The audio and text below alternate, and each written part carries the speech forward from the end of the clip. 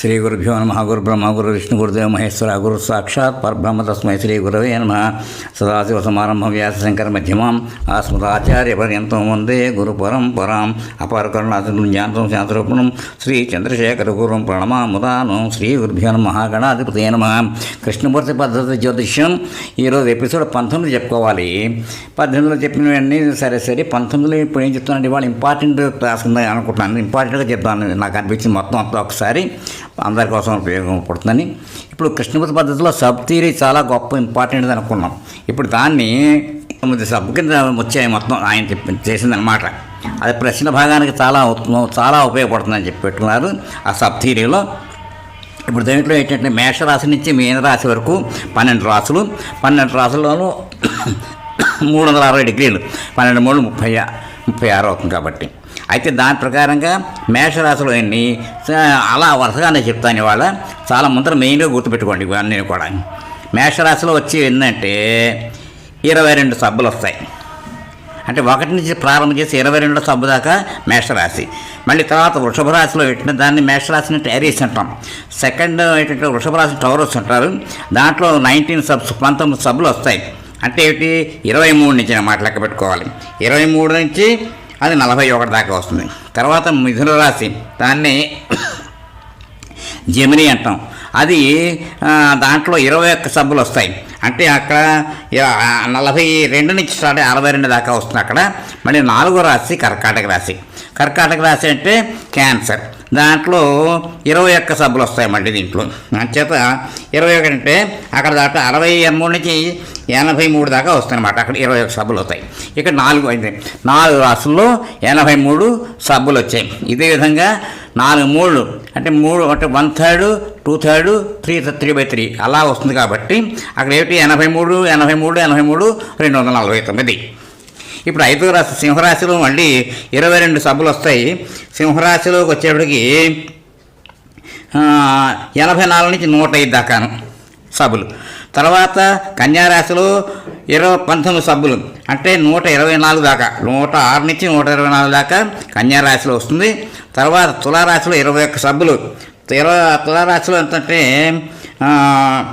125 నుంచి 145 దాకాను తులారాశి. వృశ్చిక రాశిలో మళ్ళీ 21, 146 నుంచి 166 దాకా వృశ్చిక రాశి అయిపోయింది. ధనుసు రాశిలో మళ్ళీ 22 సబ్బులు వస్తాయన్నమాట. అది అంటే సెక్రటేరియస్ అన్నమాట. సెక్రటేరియస్లో 22 సబ్బులు. 22 సబ్బులు అయితే ఎక్కడి నుంచి ప్రారంభమవుతుంది మనకి 188 నుంచి 189 నుంచి 207 దాకా వస్తుంది. తర్వాత 117 కాదు, ఇక్కడ 166 నుంచి 166 కదా, 166 సెక్రటేరియస్. ధనస్సులో 188 అంటే దాంట్లో అయిపోతుంది అన్నమాట. 166 నుంచి 188 దాకా 22 సబ్బులు అనమాట. మళ్ళీ మకర రాశిలో అంటే మకర రాశి అంటే మనకి క్యాప్రికార్న్లో వచ్చి 207తో ఆఖరి అవుతుంది. మళ్ళీ అంటే 189 నుంచి అనమాట. తర్వాత మళ్ళీ కుంభరాశి అంటే ఏమిటి, కుంభరాశి అంటే మనకి అక్వేరియస్లో 228 నుంచి దాకా 28 దాకా ఆగలుగుతుంది అనమాట. 208 నుంచి 228 దాకా 21 సబ్బులు అది. తర్వాత లాస్ట్ రాశి ఏంటంటే మీనరాశి, దాన్ని పైసెస్ అంటాం. అది 249 ఆకలవుతుంది. 229 నుంచి 249 అక్కడ 21 సబ్బులు అనమాట. ఈ విధంగా 12 రాశుల్లోనూ 12టికి కూడా ఎన్ని సబ్బులు ఎలా వరుసగా వచ్చాయో మామూలుగా తెలియదు చెప్పాలంటే. ఇప్పుడు నేను ఏం చేస్తానంటే దీనికి మేషరాశి నుంచి ఎక్కడ స్టార్ట్ అవుతుందంటే ఫస్ట్ ఏమో సన్ స్టార్ మూన్ సబ్బు కాదు అంటే లాస్ట్లో అనమాట. 22 సబ్బు ఏంటంటే ఎండ్ అయ్యేది సన్ స్టార్ మూన్ సబ్బు. అలాగే వృషభ రాశిలో ఎండ్ అయ్యేది మార్స్ స్టార్ మార్స్ సబ్బు. అలాగే మిథున రాశిలో వచ్చేప్పటికి జూపిటర్ స్టారు శాటర్న్ సబ్బు. అలాగే కర్కాటక రాశిలో కేతు స్టార్ వీనస్ సబ్బు. అలాగే సింహరాశిలో సన్ స్టార్ రాహు సబ్బు. అలాగే తులారాశిలో మార్స్ స్టారు జూపిటర్ సబ్బు. అలాగే వృశ్చిక రాశిలో శాటర్ను కేతు. తర్వాత ధనస్సులో కేతువు మూన్. మకరంలో ధనస్సు ఇది ఇక్కడ సన్ను శాటర్న్ ధనస్సులో. మకరంలో మార్సు మెర్కరీ. తర్వాత కుంభరాశిలో శాటర్న్ సన్, లాస్ట్లో మీనరాశిలో మెర్క్యూరీ జూపిటర్. ఇదనమాట. అవన్నీ అలా వరుసగా వస్తాయి. అంటే మీకు ఎందుకు ఉపయోగపడుతుంది కదా అని చెప్తున్నాను అన్నమాట. దీంట్లోనూ వరుసగా ఇవల్ల నేర్చుకోవాలి. అంటే ఒక్కొక్క దానికి ఒక్కొక్క చాలా ఇంపార్టెంట్ ఉంటుందని చెప్పి అనుకున్నాం మనం దాంట్లో.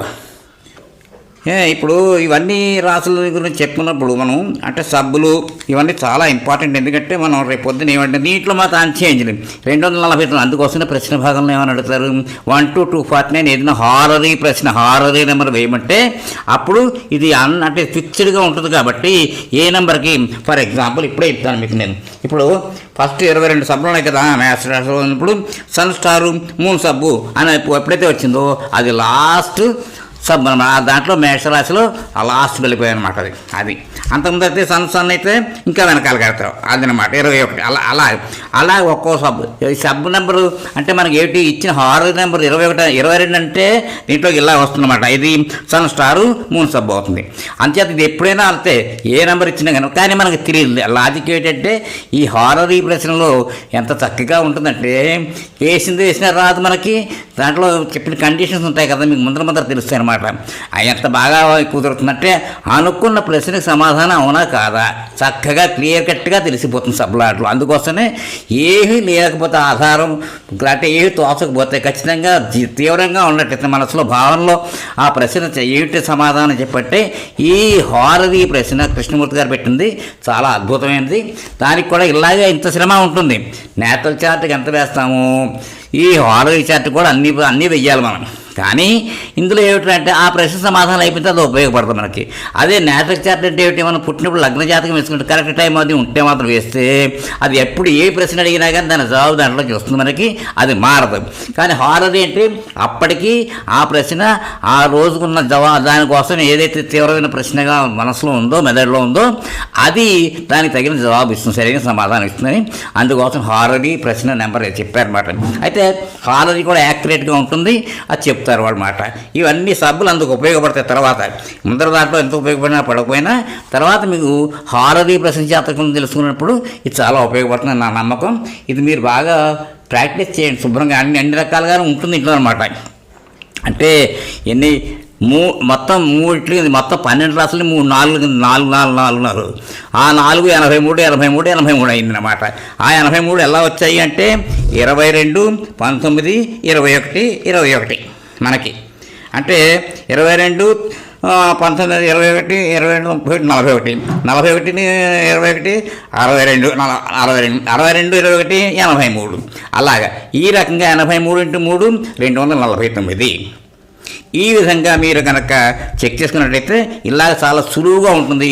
ప్రతి దాంట్లో ఇన్నే సబ్బులు ఈక్వల్గా చూసుకోండి. మళ్ళీ మేషరాశిలో ఎంత 22, అలాగే సింహరాశిలో ఎంత 22, అలాగే ధనుసు రాశిలో 22, ఆఖరిలో ఇక్కడ మళ్ళీ కర్కాటక రాశిలో 21, అలాగే వృశ్చిక రాశిలో 21, మీనరాశిలో 21. అలాగే మీరు చూసుకున్నట్టయితే ఈక్వల్గా ఉన్నాయి ప్రతి చోట.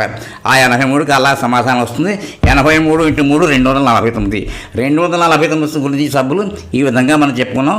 ఇక్కడితో ఈ ఎపిసోడ్కి విరామం ఇద్దాం, తర్వాత కంటిన్యూ చేద్దాం. స్వస్తి.